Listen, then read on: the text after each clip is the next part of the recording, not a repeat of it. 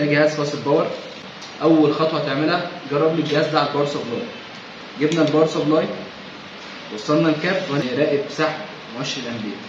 لما توصل الجهاز باور سبلاي خد سحب، اتاكد ان الجهاز ده بيستجيب معاك لضغط زر الباور ولا لا. لو ما استجابش معاك لضغط زر الباور ليها اسباب كتير، اشهرها ان يكون عندك شورت على خط البيسس بي اتش باور.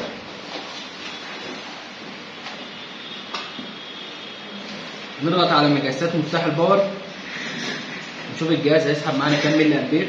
يسحب معايا، ساحب معايا كام ملي امبير؟ شايف 240 ملي امبير، 120 ملي امبير، 180 ملي امبير. في فشل اقلاع. طيب فشل الاقلاع ده تصنيفه من منطقه السي بي يو، والسي بي يو استلم الفولتيه والذاكره استلمت الفولتيه والرامه استلمت الفولتيه وبدا السي بي يو يتواصل معاهم، لكن مش قادر ان هو يدير المنظومه. ده عطل شائع سببه سوء اتصال، لكن ما ينفعش جهاز زي ده يخش لي اتعامل معاه هو فاصل يلا نشتغل سي بي يو. قابلني اعطال كتير في الجهاز ده مالهاش علاقه بالسي بي يو. فاحنا دلوقتي مطلوب مننا ايه؟ هنعمل ريبوننج سي بي يو. تعال نشوف نعمله ازاي بطريقه سهله وبسيطه بحيث لو جالك ما يبقاش فيه اي اخطاء ان شاء الله.